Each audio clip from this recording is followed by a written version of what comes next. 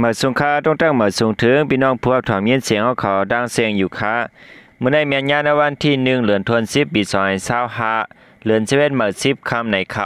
ทีนั้นตอนในก่อข่าวมีดังเงาลายข่าวเงาในเมื่อเฮาค่ะหลายตีหลายตั้งเสเดมาสืบดังถึงในปันพี่น้องเขากว่าอยู่ค่ะด้านสุดแล้วคำมาถอมด้วยเงาลายในเมืองใต้บัดห้องอันเป็นปังตื้อข้าวแห้งอยู่ยามเหลียวที่เจเวงจองเมได้ซึ่งมันเขาคำป้นรายวันขุมมงเสเขาเผาไรในเวียงจองเมเสใจตื้อหมักไพ่ไม้แหลตะล้วนปล่อยเสอจอมอองตีอันมิซึกเถียนเอกเขามกอยู่ไว้นั่นแหละไพ่ไรลุงใหม่เฮือนเยกวนเมืองแหละไม่ป้าลุ่มหลายๆห้องกันแต่ซึ่งมันอันมีในเวียงจองเมในขางานซึกของสีซึ่งมันอันคัดใจมุ่งหน้าหลอดตึกเพียวแปดแถนเอาเอเนื้อเส้นตั้งลงจองเมหนองเขียวเดี๋ยวน้องปิงต่อถึงวันขุมมุ่งนั่นในวันที่30มื้อว่าในข้าวยามกลางหนาวป่วนกว่าเปิ้นเข้ากว่าในเวียงจองเมเสใจตื้อหมักไพ่ไม้แหลหมักหลวงปล่อยเสในเวียงจองเมในยาวเกี่ยวเลยร้องในก้นเมืองจองเมก็1ลาดว่ายามเหลียวซึ่งมันเขาในเขาเผาไรในเวียงจองเมยาวและเงี้ยเสียงหมักแตกเป็นลายก้ามอยาวก็ลายหันไพ่ลุงมาอยู่หลายๆตีเป็นเทียนเอกเขาจุดเผาหื้ออำนั้นก็ตีเป็นย้อนเปิดซึ่งมันใจตะล้วนเสปล่อยหมักไพ่ไม้ใส่กล้วยเมื่อเหลียวได้ซึ่งมันคัดใจตึกเขาในเวียงมาดังน้ำปังตึกในเข้าถึงในเวียงยาวกำในแต่ซึ่งประลองติแกดเขไลอมิตังมันเป็นฮือก็เทียนเอกเขาตื้นไหลถอยออกปันเหมือนเจ้าหนังเวียงหนองเขียวนั้นก้อยลานในหนังไหน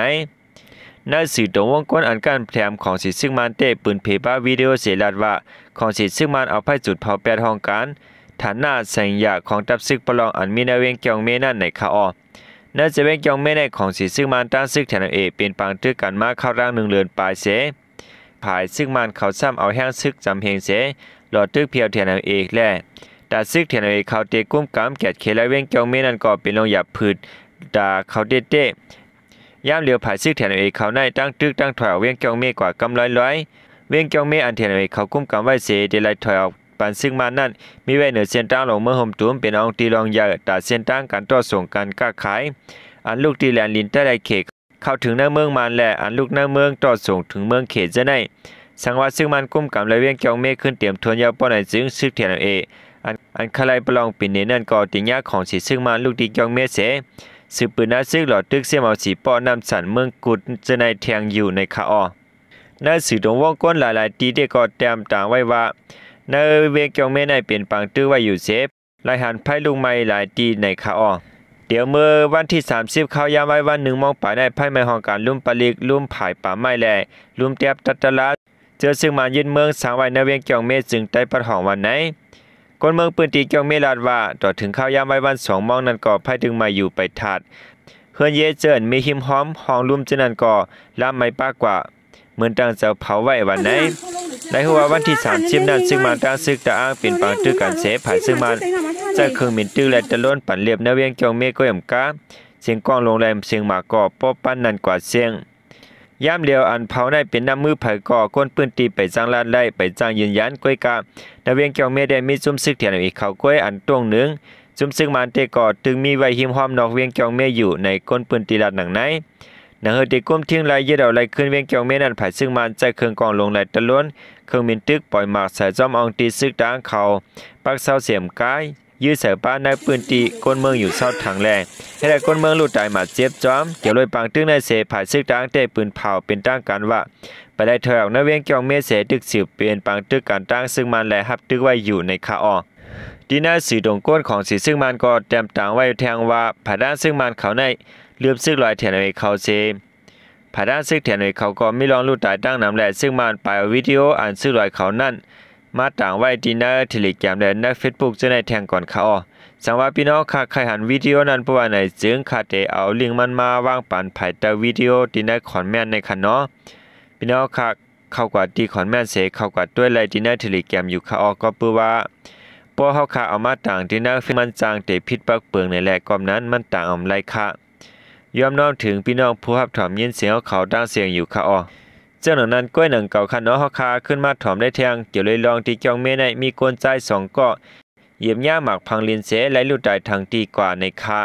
ในวันที่29เดือนธันวาคมข้าวยามไว้วันหมอก2มองในมีกลใจ2ก็เลยกว่าเหยียบย่าหมักแมงพังลินตีป่าเฮียวเอแคนตายะเวียงเกียงเมจึงได้ปะถองเสและลุดได้กว่าในคะก้นปืนตีเขาได้ก่ออ่อนกันลาดว่าก้นนั้นลุดได้2ก้อนนั้นชื่อห้องว่าหมองไอลอดอายุ14ปีแล อุปลองอายุ50ปีในคาวะก้นจองเม10 ลาดว่าก้อนหนึ่งเหยียบย่าหมากอันห่างกลางไว้ตีปังเลี้ยงวัวควายนั่นอุปลองนั้นซ้ำพ้องตึกเพียวหางแฮนปางจ้านั่นไหลกว่าผางยาผายลังป่าเหี่ยวเสตั้ง2ก้อไหลลู่ตายทางตีอันตายกว่าตั้ง2ก้อนั้นอยู่ที่จุ่มนำคงปะละหิตาแขงลีปางจ้าได้เสเวงจองเมไหลจอยเอาลุ่มลาสร้างกิ่วปัญญามาอันไปแตกนั้นยังตึงมีไว้อยู่แลไล่ปองข่าวสู้ตีภูมิพุนพรภายเกี่ยวข้องตับซึกเทียนเอเซตาก้อยกะดอดถึงย่ามเดียวก็เข้าไปมากดทัดเพียวปันไหนก้นปืนตีลาดหนังไหนก้นจองเมลาดว่าห่างกลางหมากไว้ในป่าเหี่ยวมานำถุลีเปียนเข้าถุลีเพียวปันก่อนปังมาซาไปฮอดเพียวมานั่นและต่างลาดที่เขายาวก้อยกะเขาก็อำย่อมเฮ็ดปันสัง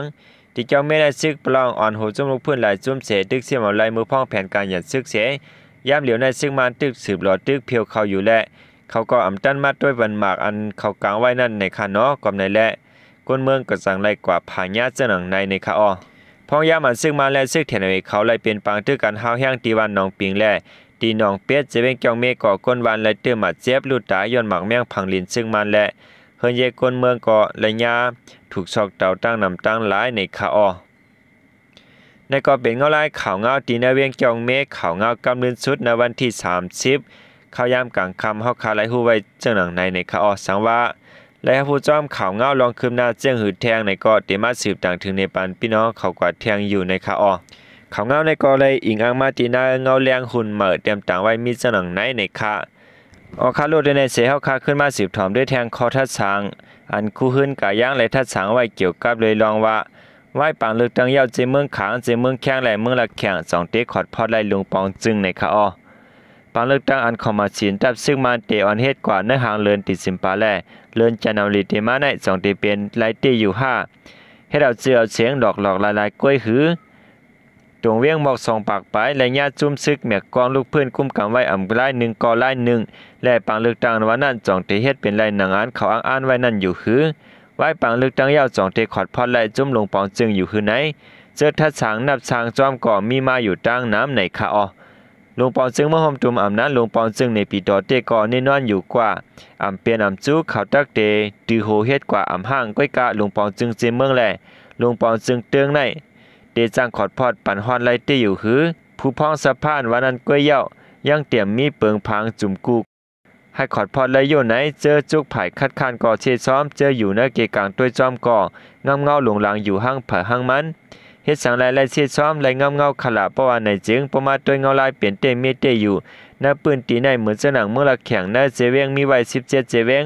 ตา14เจเวงตกมีไว้หน้ามือซึ่งละแข่งคือแทงเวงสิด้วยจอกผิวมันอ่อง3เจเวงก้อยมีแต่คุ้มกำของสีซึ่งมัน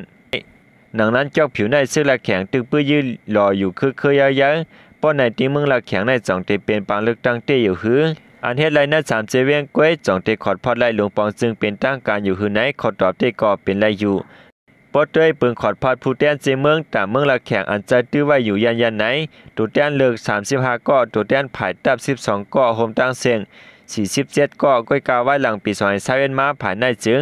เขตเลือกตั้งตา1เจเวียงเหลือในตัวแต้น2ก้อวันในเสตาแต่ซึ่งมันกุมกำในขึ้นไว้3เจเวียงก้อยแหละแต่เลือกตั้งไล่6ก้อก้อยตัวแดนผายดับซ้ำมีไว้12ก้อประมาณโฮมกันเต็มมี18ก้อ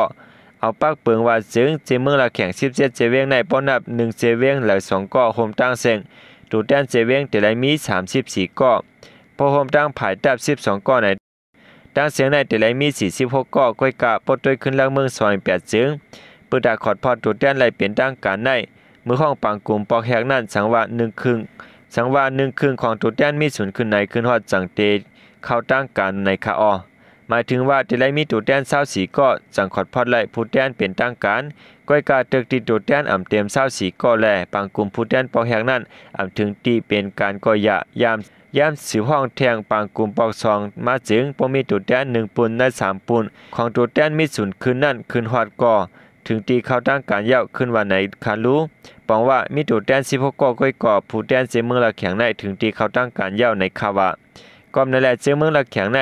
ตีได้กุ้มกำผายซึ่งมานั้นตอเต็กมีไว้3เจเวียงกล้วยก่อขอดพอไลผู้แดนเปลี่ยนตั้งการยาวขอดพอไลหลวงปองซึ่งเป็นตั้งการยาวจังว่าหนังฮือได้ขึ้นไว้เจเวียงอ่อน3เจเวียงนั้นเขาจังกันโกกแกดแขเอาตั้งจอยเมืองเขมป้าเสคัดใจเฮมาอยู่ในคาเจ เมืองแข้งก่อต่อเมืองนั้นหนังเก่าเจเมืองย่างแหลงก่อติเมืองนั้นเจเมืองแข้งนั้นนักเขามีไว้เก่าเจเวงแต่กุ้มกับซึ่งมันขึ้นไว้อยู่2เจเวงก้อยก่อพอไลผู้แทนเป็นทางการพอไลหลวงปองจึงเป็นทางการเยี่ยวในเมืองใต้อันมีไว้55เจเวงนั้นตึกตีให้ไลปังเลือกตั้งหมอก10-20เจเวงกวนละแต่ขอดพอไลผู้แทนสภาพเป็นทางการว่าแต่ขอดพอไลหลวงปองจึงเป็นทางการว่าเขาตื้อนำขีดใจเกิงตั้งว่าลักเมืองซอย8ในเป็นเสียงเอหลงตัดตับซึ่งมานั้นเย้ากวยวันนั้นเสตาฮู้อยู่ว่าปกว่าจอมซอย8แทงกำ1ในตับซึ่งมาในติตื้อฮัดป่นแปนตื้อฮัดหลู่หลายต่อลองเต็งทำแลลองเปิงพิงเมืองสุมงามเย้าในก่อต่อตึงมีก้นเมาหยองอนาคำพองและหูรับตาห้องห้วยเซียนเป่าว่าว่าหลังปังลึกตั้งเย้าอนาการเมืองติแจกตอนแม่งกันกว่าลายผิดเศษตะแค่นเหลือเสรายการซื้อพองงามอยู่วันมือเหลียววันไหนอันไหนเปลี่ยนไปวันต้องตายถังว่าตับซึ่งมันไม่นองหลายติไปซ้อมเส้นทางต้านสวยขินยุ่นเขาอยู่เมียงนั่นกวยEORC ที่ได้มาไม่นองหลายขอดพอดหางแฮนไว้คอมมาสินอันต่างตัวมันเฮ็ดหูเป่านั่นเป็นแผนการเปิดตาขีดเจียกลงปองจึงอันเตเกิดขึ้นมาหมึกอันวันนั้นก้นการเมืองเฮ็ดแจงอำห่วมหันเสตกำกาและจะรับเสียง8แหลนต่อก้นเมืองป้าขย้อนทัดสางหนังในเสย้อนขอดยอดไปกว้างกว่าตีไหนในคาอ้อนั่นก็เป็นข้อทัดสางคู่หื้นกาย่างและทัดสางไว้ที่ในสื่อข่าวผู้ใดฮอกในคันเนาะพี่น้องผู้รับถอมเย็นเสียวเขาคาดถอมเย็นยาวมีตั้งหันถึงซึ่งในกอปันตั้งหันถึงเข้ามาอะไรอยู่ค่ะอหรือฉะนั้นก็ย่ำก้าข้าวคามาถอมได้เงาลายข่าวเงาอันหลักลายคนหนึ่งคันเนาะมีคนโจรก้อนหนึ่งโคโรลินเสเข้ามาลักเอาคำตีเวียงนำตึกอันซึ่งว่าเขากุมกำนั่นในค่ะอไล่ฮาผู้จ้อมข่าวว่าในวันที่28เข้ายามกลางใน5 โมงปลายนั่นมีกองไทย CCTV และถ่ายไว้ยาก้นหายก้อนหนึ่งโคโรลินเข้ามาปองตินเนอร์เสียงคำนั้นเสียวและมาเล่าคำกว่าเตชุ่มกว่าเงินเขมอก5 ล้านหยวนในค่ะคนเมืองปืนตีก้อนหนึ่งก็ลาดนี่ว่าแต่มันเตโคโรลินเสเข้ามาปองตินเนอร์เสียงคำในเสียวและ